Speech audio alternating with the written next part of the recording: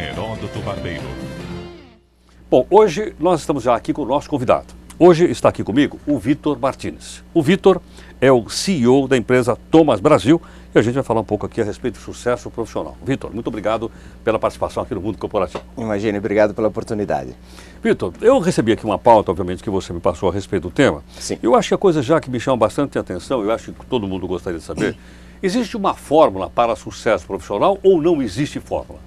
Não existe necessariamente uma fórmula onde você coloca, como quando a gente vai fazer um bolo, né? Coloca meio quilo disso, 100 daquilo, 200 daquilo, mas existe sim uma receita, né? Existe uma receita. Alguns componentes, quando você faz um bolo, não pode faltar. Farinha, por exemplo, não pode faltar, né? Se você quer deixar ele mais doce ou menos doce, se você quer fazer ele light ou não, né? Aí você vai escolhendo alguns ingredientes. E como é que você sabe que ingredientes são aqueles que existem, voltando um pouquinho, existe sim então alguns ingredientes que qualquer caminho que você tomar profissionalmente vão te exigir. São necessários. São necessários. E existem outros que dependem mais do caminho que você for escolher. Exemplo, só para não ficar nessa filosofia, se você escolher uma profissão na área comercial, você vai ter alguns componentes que nem sempre vão estar presentes se você escolhe uma, por exemplo, da área financeira.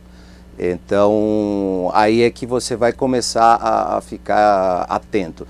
Eu até, às vezes, prefiro dizer que as pessoas têm que estar mais atento a eles tentarem descobrir quais são os ingredientes do que alguém vir de fora e dizer, olha, aí onde você está, são estes os ingredientes que você precisa. Mas você acha que a pessoa sozinha ela descobre quais são esses ingredientes? Não era melhor ter alguém que pudesse me orientar? Sim, sem dúvida, sem dúvida. Essas pessoas que podem te orientar, geralmente são pessoas que têm mais tempo de carreira, já trilharam esses caminhos que você está pretendendo trilhar. Mas, novamente, fica muito atento, porque alguém que tem muita experiência, muito mais experiência, que trilhou aqueles caminhos 15 anos atrás, nem sempre vai te dar, esse caminho mudou, né? Muita coisa mudou, evoluíram ou se transformaram, mas não tem como a pessoa tirar a sua parte na construção da sua fórmula de sucesso. Entendo. Agora, para que a pessoa possa identificar que sem esses componentes que você citou, não é possível você chegar até o sucesso. Eles podem mudar de pessoa para pessoa, pode mudar de atividade para mas tem alguns que eu suponho que devem ser básicos para todos, exato. Ou não? Sim, sem dúvida. Primeiro tem que estar muito atento a como antigamente funcionava o mundo corporativo e como agora está se movimentando o mundo corporativo. Antigamente, por exemplo, você tomava uma decisão que provavelmente ele tinha um impacto local. Né? Isso ninguém vai fugir disso, você seja jornalista, consultor, atleta. As decisões, as coisas que você faz hoje, né, não tem mais somente um impacto local, eles têm um impacto global. Então, essa é uma grande mudança e que todo mundo tem que estar atento. Né? Você precisava ter poucos contatos, hoje você precisa ter um grande network. Né? O tempo antigamente passava muito lento, hoje ele passa rápido. Estava conversando outro dia com um amigo que falava, poxa, outro dia eu fiquei irritado porque eu tive que dar mais 4 cliques no lugar, antigamente eram só 2. Né, e a tela não abre. Eu falei, você já pensou 10 anos atrás, né, meu cartão não saía? Eu falei, 10 anos atrás nem existia essa oportunidade, né? Então há coisas que o tempo vai passando, né, vai mudando, a gente vai vivendo aquilo, mas se esquece que estamos nessa onda nova. Isso quer dizer que esse mercado está cada vez mais competitivo ou ele é tão competitivo como sempre? Não, realmente ele está cada vez mais competitivo.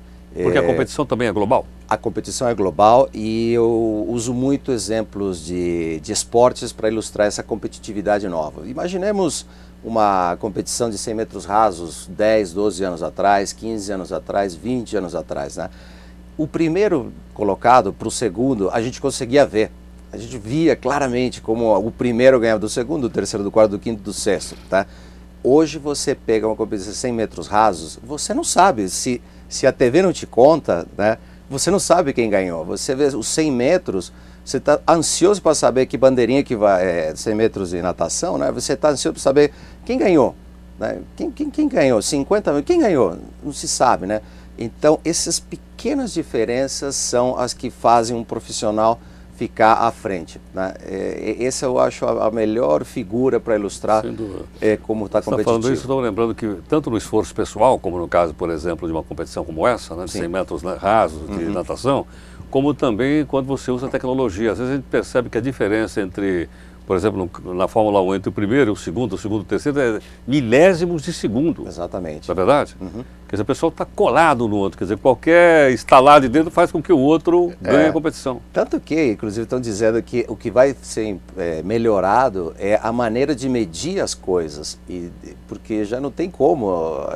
Vamos começar a medir os milímetros numa prova de salto, né? Então não vai ser mais só 5.6, vai ser 5.66, periódico, né? Alguma coisa nesse sentido. Nós vamos ter que começar a melhorar a maneira como a gente está medindo. E isso também acontece nas empresas, isso também acontece, né? Quando você você participava de um processo seletivo 12 anos atrás, 15, 17, que quando eu praticamente comecei minha carreira também, você tinha alguns mecanismos para avaliar as pessoas. Hoje, a empresa tem um arsenal de mecanismos, de instrumentos, de maneiras de avaliar um profissional. Então, isso exige que as pessoas fiquem mais tempo na escola, estudem mais, ou façam aquele estudo continuado que muitas vezes a gente não fazia no passado? Nem sempre. Eu acho que, inclusive, o que as pessoas têm que fazer é prestar mais atenção nas soft skills, né? Essa é uma palavra muito utilizada no meio corporativo, que são aquelas habilidades de liderança, comunicação, né? A hard skill é aquela, eu sou engenheiro, você é jornalista, outra pessoa é enfermeiro. É a técnica que nós usamos. Exatamente. Então, prestar um pouco mais de atenção. Aí, quando as pessoas investem demais nesse lado acadêmico, elas às vezes se frustram. Porque ele tem a sua formação de terceiro grau, ele tem a sua pós-graduação, ele depois tem o seu MBA, e aí ele diz, poxa, mas eu não estou conseguindo deslanchar na minha carreira.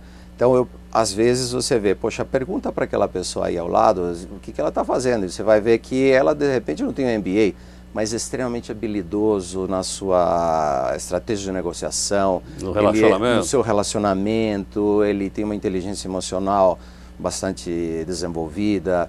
Eu entendo que o que vai fazer justamente a diferença entre uma empresa e outra hoje são as pessoas, né? Por quê? Porque a tecnologia é muito parecida. Claro, e você pode comprar. Você pode comprar, você está hoje com um iPad, eu não tenho hoje, mas daqui a um mês, 2, 3, 4, 5, eu posso comprar, eu vou comprar o melhor do que o seu. Eu vou comprar o melhor, eu vou comprar daqui a 6 meses o último iPad, o teu vai ser aquele que você teve hoje. Então eu posso, com tecnologia e outras ferramentas como essa, adquiri-las facilmente. Agora, se você é uma pessoa que vende melhor teus produtos ou teu serviço que você desenvolve com esse iPad, não adianta eu ter a última geração de iPad, seja lá da tecnologia que for. A pessoa que vai fazer a diferença. Entendo. Eu posso entender então que o que você acabou de me dizer é que essa parte seria, vamos dizer, o diferencial competitivo, haja visto que nós estamos, de certa forma, nivelados pela tecnologia? Sim. É o que me distingue. Sim. Nós temos o mesmo conhecimento, só que você é um líder e eu não sou. Nós temos o mesmo conhecimento, mas você é uma pessoa que tem um bom networking, mas eu não tenho. É isso? Exatamente. Só que é a soma daqueles fatores todos. Então você vê, basta avaliar qualquer processo decisório de promoção, de contratação, né, quando as pessoas estão buscando essa nova oportunidade, e você vê, o que a empresa vai reparar é esse conjunto, esse diferencial competitivo vão ser esses fatores que você acabou de citar. A liderança, a comunicação, a habilidade para negociar conflitos, né, motivação de pessoas, né, administração de riscos. Essas coisas que às vezes você aprende na escola, não sei, hoje talvez um pouquinho, mas certamente no teu dia a dia que você aprendeu aqui. Agora, como é que uma empresa identifica isso numa pessoa? Como é que ela avalia se essa pessoa, que não é que ela vai contratar, tem essas características que você acabou de enumerar agora? Bom, uma delas é através de testes psicológicos. A Thomas, inclusive, ela se especializa em avaliação de perfis pessoais. Então, para o ouvinte, para o nosso espectador também, é muito interessante que entendam como funciona este lado do balcão. Então, as empresas sabem muito bem o que elas querem na hora em que vão tomar essa decisão. Porque elas se valem de um instrumento, né, os clientes da Thomas se valem de um instrumento nosso que ajuda eles a descrever cargos, não no sentido de quantos anos a pessoa tem que ter, qual é o grau de especialidade, ele tem que saber programar ABC, não. Nós ajudamos as empresas a dizer o que esse profissional precisa ter no seu comportamento para ele ser bem sucedido. Ah, poxa, ele precisa ser uma pessoa objetiva, direta, ela precisa ser uma pessoa móvel, alerta, precisa, lógica, né? Então nós chamamos isso de descrição comportamental do cargo. Então essa descrição comportamental vai servir de matriz. E aqui eu tenho meus candidatos. E eu tenho um instrumento que vai avaliar o perfil comportamental dos meus candidatos. Claro que eu não vou avaliar o perfil comportamental daqueles que tecnicamente não estão habilitados. Esses aí já estão fora. Esses já estão fora, esses já nem participaram mais. Então, okay. é importante entender esse processo. Minha habilitação técnica me permite participar do jogo, né? E, claro, se eu souber um pouco mais do que o outro, eu vou estar alguns pontos à frente. Só que isso é como quando a gente está na Copa do Mundo, essa é a etapa classificatória. Aí na hora que vai ser o mata-mata, entra para valer essas soft skills que a gente está comentando. O que vai determinar quem fica e quem continua, né? Quem fica fora e quem continua no processo, são essas habilidades que a gente estava citando. E aí, como é que as empresas descobrem isso? Primeiro, algumas empresas se valem dessas avaliações de perfil comportamental. Então você preenche questionários, né? No caso da Thomas, você preenche um questionário com adjetivos que nos ajuda a dizer quanto daquelas habilidades buscadas pelo cargo você apresenta ou não, tá? Mas isso não é decisório, tá? Mas é uma maneira da empresa já ter uma noção. Elas se valem de entrevistas, certamente, e elas também costumam se valer de dinâmicas de grupo, né?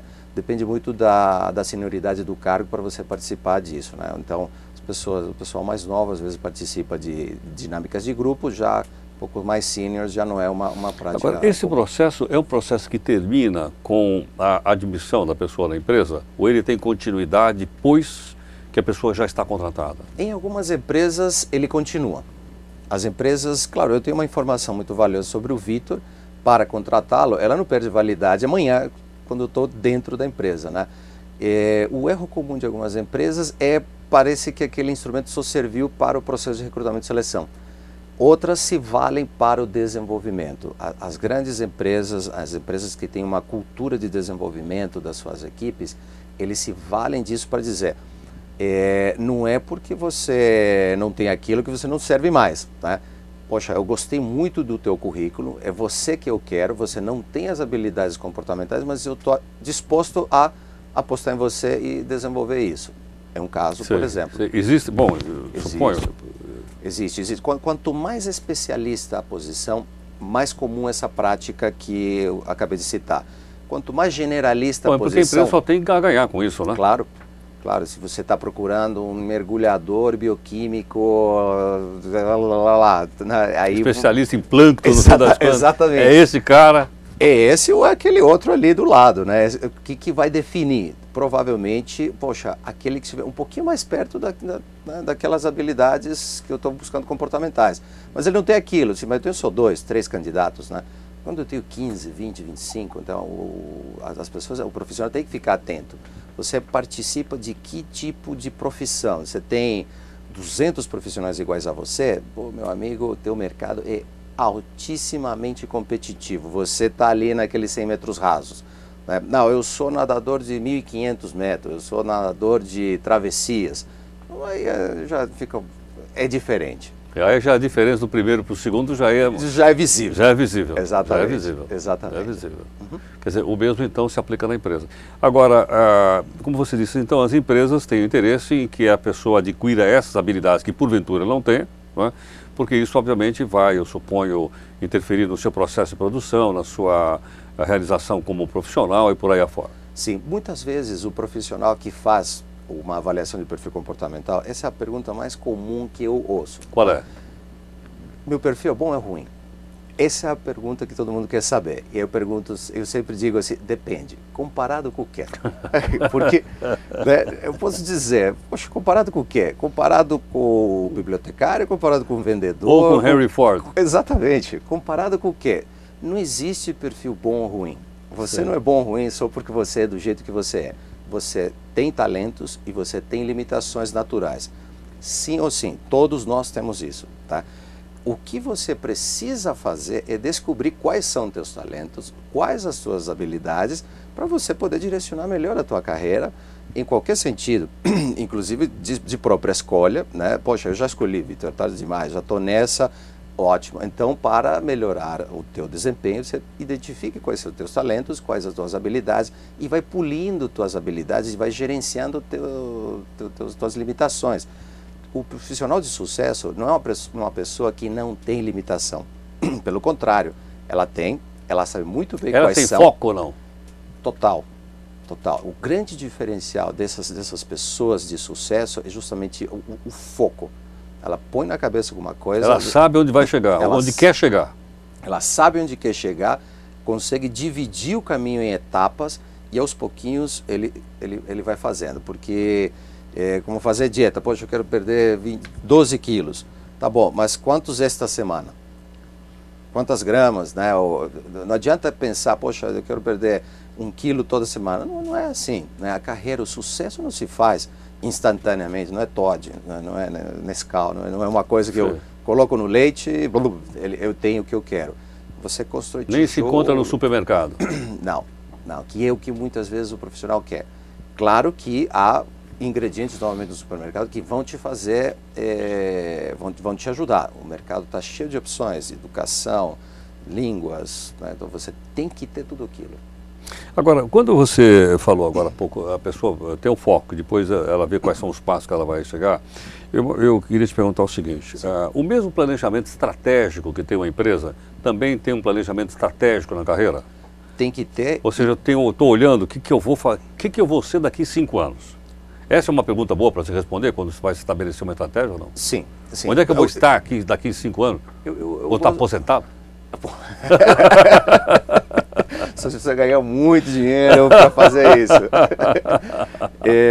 Eu acho que sim, 3 anos é uma boa, é um bom prazo. 3 anos. 3 anos. 3 anos é um bom prazo. Aí a partir de 3 você teria 3, 5 e 7, o 10 anos já é uma coisa que hoje no nosso tempo que anda muito rápido, ninguém pode mais prever, né? Mas sabe o que mais surpreende? O quê? Um profissional de planejamento estratégico, tá? Então eu sou responsável pelo planejamento estratégico da minha empresa. Este profissional às vezes não faz a mesma coisa com a sua carreira. Não consegue fazer. E eu sempre falo, por quê? Como é que você consegue pensar maravilhosamente bem, fazer planos mirabolantes de estratégias, às vezes, de centos de milhões de dólares, e você não consegue fazer a tua? Né? Por que isso acontece? Né? Então, e as pessoas se surpreendem, porque até hoje eu não sei por que elas não fazem. Você não descobriu? Não descobri Será que ela, ainda. de certa forma, não se sente levada pelo próprio planejamento? Porque, se essa empresa está indo tão bem e eu estou a bordo dessa empresa... É uma boa opção. É uma boa opção, porque dói ver isso. Eu falo, poxa, você não é um profissional de planejamento, por que você não faz? Né? Por que você não faz o que você faz com a tua empresa, com a tua carreira? E eu, Vitor, que eu não sou da área de planejamento, não preciso planejar estrategicamente, não é uma coisa, um exercício de planilhas, de programas, né? É você sentar e dizer, poxa, eu vou ter uma quitandinha. Que produto que vai ter na quitanda, onde que vai ser, quem vai ser meu cliente, como que eu vou fazer? A gente consegue fazer isso para a nossa empresa, mas não consegue fazer para nós mesmos. Então, o grande chamado é faça para você mesmo. Você vai encontrar ali, você está fazendo a tua fórmula. Agora, você acha que nós somos os melhores juízes de nós mesmos? Porque geralmente, ou eu sou muito rígido comigo mesmo, ou eu sou muito condescendente comigo mesmo, né? Tá certo ou não? Às vezes a entrevista vai bem, eu digo, puxa, às vezes vai mal, entendeu? Eu vou de um ponto a outro. Mas você não acha que a gente não é um bom juiz de si mesmo? Eu acho que... Daí, sei lá, talvez a necessidade de alguém que possa me orientar, de assistir um capítulo e dizer, você errou nisso, né? Você precisa melhorar nisso, ou tá bom nisso, você não acha? Eu costumo dizer para os profissionais, poxa, seria muito bom se você como profissional fosse como ator, né? Porque ator, ele tem o feedback... Imediato. Bom, ali é imediato. Né? Ele faz a cena... Mesmo quando você vai dar uma palestra, você tem um feedback imediato, você percebe como é que o público está se comportando. Claro. Né? Se eles estão em sintonia com aquilo que você está dizendo ou não, na verdade? Claro. Você sabe, por exemplo, eu sou estrangeiro. Então eu falo assim, poxa, eu não tenho sotaque, né? Eu tenho muito pouco. Aí depois eu escuto as minhas entrevistas, ou eu me vejo, eu tenho sotaque pra caramba, não é possível. Né? Parece até que tem um sotaque paraguaio. Pois Tô brincando, de fato você é de origem paraguaia. Eu sou paraguaio. Então, você vê, então eu falo assim, poxa, eu falei super bem, eu falei, sem sotaque nenhum. E aí a gente se engana, né? Eu tenho um processo que eu entendo que é o de desenvolvimento. Para que as pessoas desenvolvam qualquer habilidade, ela tem que entender que é necessário desenvolver essa tal da habilidade, né? Depois que ele entende, ele tem que querer desenvolver, tá? Porque não adianta, assim, eu entendo que eu preciso daquilo, mas eu não quero ter aquilo. Eu entendo que eu tenho que ter e eu quero ter. Poxa, já estamos nos 2 primeiros passos. Depois eu tenho que aprender aquilo que eu quero desenvolver, né? Aí, uma vez que eu aprendo, eu tenho que praticar. Não adianta, não é porque eu fui na escola de cozinha, de culinária, que eu já li, já fiz a aula, e já sei cozinhar. Tem que ir para a cozinha. E certamente aí não sei como vai sair teu prato, mas receber feedback é o que fecha o processo de desenvolvimento. Agora, veja bem, você citou a questão do feedback, eu te pergunto o seguinte, isso também não é uma questão de caráter cultural? Agora falando mais em relação à sociedade brasileira, né? Nós somos um pouco refratários ao feedback? Isso é latino. É latino? É latino. É latino, é não latino. É porque eu também tive uma responsabilidade de abrir os escritórios da Thomson na América Latina, né? A gente atua na Argentina, Chile, Colômbia, enfim, umas 8, 7, 9 países. Isso é latino. Tá. O latino, ele acha que dar feedback, né, é ofensivo, né? Então, ele não te diz exatamente. Então, eu acho que o que nós precisamos é tirar, isso é cultural, você tem 100% de razão. Temos que tirar um pouquinho disso, e o latino faz o quê? Quando ele tira, ele fica com raiva. Então ele entra chutando com os 2 pés. Então esse é o feedback dele, porque ele não aguenta mais aquilo lá, né? Então eu falo, poxa, nós precisamos tirar e aprender a dar, né? É dizer, poxa, eu acho que você não está se desempenhando da maneira mais adequada. Nós tínhamos um contrato onde você disse que essa seria a tua meta mensal. Olha como ela não tem chegado aos 50%. Passamos na metade do mês. Qual é teu plano? Né? O que você pretende fazer? Como é que nós vamos fazer? Essa é uma maneira de dizer, você não está vendendo, né? Ou você não está entregando as planilhas que temos que entregar. Acontece que o latino, ele deixa aquilo, ele vai fazer, não sei qual vai ser a mágica, mas ele vai fazer, ele vai não sei o que, eu não posso ser chato, nós temos muita dificuldade de tomar decisões impopulares, né? Nós somos muito apegados ao elo emocional. Você acha que ele é refratário tanto a dar o feedback quanto receber o feedback, é isso? Totalmente. Dos 2 lados? Totalmente. Eu também não quero que amanhã alguém venha me cobrar isso dessa forma. É isso? Totalmente. Isso é cultural nosso, né? Você vê que algumas culturas anglo-saxônicas, germânicas, problema zero. Eu já estive em reuniões sociais nos Estados Unidos e falaram assim, olha, nós vamos ter hoje um jantar, assim, mas você não está convidado, Vitor, porque nós vamos ter isso, assim. Ótimo. Bom, foi na lata, justo assim, e claro. Na lata, justo e claro. Menos você. Mas eles colocam isso de uma maneira que você, naquele contexto cultural, né, e naquele momento, até acha bonito, né? Não sei, você já deve ter passado pela experiência de comer fora, né, num restaurante, e a conta já vem junto, né? Claro, sem já estão dizendo, mas aquilo é cultural, né? Pô, você está querendo mandar embora, né? Agora, você sabe, né, você estava falando da questão do sotaque, né, porque é uma característica cultural também, não é verdade? Às vezes o sotaque pode atrapalhar um pouco, mas às vezes ele pode ajudar. Eu me lembro, há algum tempo em São Paulo, havia um conjunto de escolas de inglês chamada FISC, eu não sei se elas existem hoje, mas o proprietário da escola era um cidadão de origem americana e ele mesmo fazia os comerciais. E ele tinha um sotaque forte. E o sotaque era o marketing da escola dele. Eu acho que nenhuma outra pessoa falando, sei lá, no português sem sotaque, daria uma visibilidade tão grande para a escola dele como com o sotaque. Você vê, e isso faz dele uma pessoa consciente, assim, eu promovo muito autoconhecimento. Autoconhecimento é uma coisa que as pessoas deveriam buscar e procurar para poder competir no mercado corporativo de hoje em dia. Você entender, poxa, ele transformou aquilo no seu ponto forte. Sem dúvida. Ele transforma, sabe, isso é autoconhecimento. E eu vou contar para você uma outra curiosidade aqui. Entre tantas entrevistas que foram feitas aqui, uma vez nós fizemos aqui com um consultor também de origem chilena, sim, com forte sotaque espanhol e gago. Você acredita? E ele era palestrante e era gago. Olha só. Olha que extraordinário. Pois é. Quer dizer, ele fez essa característica, uma das formas de chamar a atenção, parece que tinha conteúdo, obviamente, era uma pessoa extremamente preparada. Mas eu digo, porque primeira coisa, se eu sou gago, né, eu não vou dar palestra. Claro. Não, ele dava palestra. Mas você citou uma coisa aqui, um ponto-chave. Né? Você disse, o conteúdo, a palestra tinha conteúdo, sem dúvida, claro. Porque, pessoal, porque isso é o básico, né? Não tem. Tá certo? Não dá para você chegar lá e ouvir pataquadas, eu vou perder meu tempo. Claro, ou seja, você tem que estudar, você tem que ter a tua formação, você tem que saber muito bem o que você está fazendo. Ou seja, o básico é o básico, tá? Não vamos desviar o foco e nos concentrar só em liderança e comunicação. Eu não vou fazer escola porque eu vou ser um grande líder, eu não vou estudar línguas porque também... Aí é melhor fazer carreira política. Exatamente. Aí né? Você tem aí agora grandes exemplos ao vivo, né? É verdade. Tá acontecendo. Então, mas eu não recomendo... Do circo. Do circo, né? Pior não fica e por aí vai, né? Mas eu acho que assim, o básico tem que ter. E depois, esse autoconhecimento, ele floreia, digamos assim, ele deixa mais bonito, ele deixa com a tua personalidade a tua carreira. Né? É como se você vai fazer um churrasco, né? Não vamos esquecer o sal. Né? Sem sal o churrasco não tem graça nenhuma, mas não adianta, o principal do churrasco é a carne. Então é a carne que tem que ser boa, e aí esse sal, esse tempero que você vai dar, é que vem com as tuas habilidades de liderança, comunicação, aquilo tudo que a gente estava falando, objetividade, foco, flexibilidade. Esses conceitos, portanto, também posso considerar como conceitos globais? Sim, sem dúvida nenhuma. Eles hoje permeiam as empresas do mundo todo, de certa forma, lógico, claro, como se diz, além do componente cultural, né?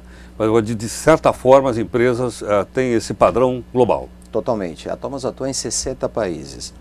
Nesses 60 países, nós temos estudos para definir como é que costuma ser um executivo de sucesso nesta região do planeta ou por país. Então a gente começa, claro, em cada país, depois associa um país ao outro e começa a ver genes parecidos. Então quando você vê, por exemplo, a América Latina, o executivo de sucesso na América Latina, ele é uma pessoa objetiva, direta, competitiva e amistosa, verbal, comunicativa. Essa parte do lado emocional é muito forte no executivo latino.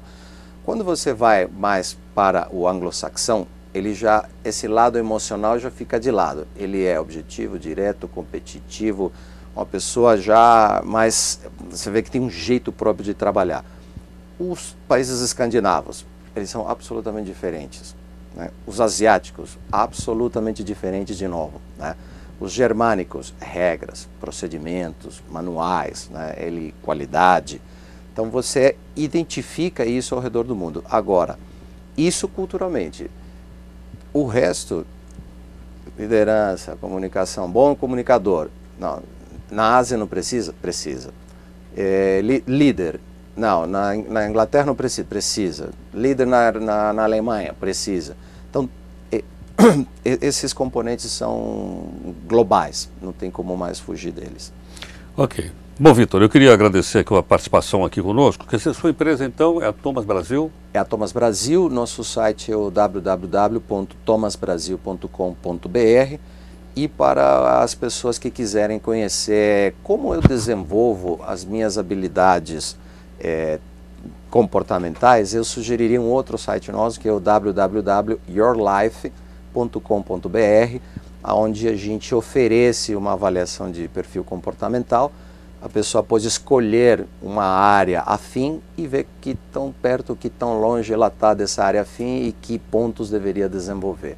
Bastante... Então, yourlife.com.br. yourlife.com.br. Tá certo. Você gostou do Paraguai na Copa do Mundo? Como é que foi? Adorei, adorei. Isso que é garra, né? Pena que a gente não joga tão bem, de novo, né? Você vê, nós não tínhamos a carne, nós tínhamos muito tempero bom, mas faltou um pouquinho mais de técnica, eu acho.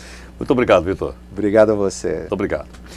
Bom, aí está então a entrevista do Vitor Martins. Você pode ver essa entrevista quantas vezes você quiser, porque está aqui na internet. E essa entrevista, obviamente, ela é vinculada também aqui na rede CBN, em todo o país, nas 30 emissoras que compõem aqui a nossa CBN. Bom, eu quero dizer que nesse espaço aqui, vou repetir então, o site para consulta lá é o yourlife.com.br, para que você possa então fazer uma avaliação pessoal, né? Haja visto que nós queremos que você adquira conhecimento com essas conversas e com essas entrevistas que são apresentadas aqui. Eu quero dizer a você também que nós estamos aqui à sua disposição, né, para você mandar perguntas, e-mails, em suma, aquilo que você julgar conveniente. Aqui no blog tem também um item lá, né? Às vezes a gente fazia o blog comprido, a gente fez por item, um deles é a Biblioteca da Barbearia. Já visto que eu sou o barbeiro.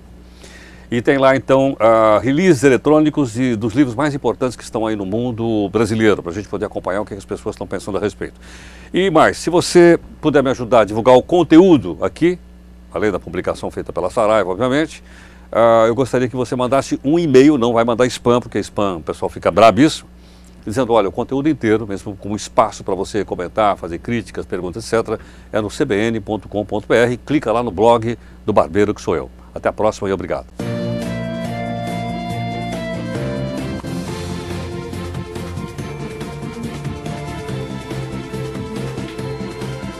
Mundo Corporativo, com Heródoto Barbeiro.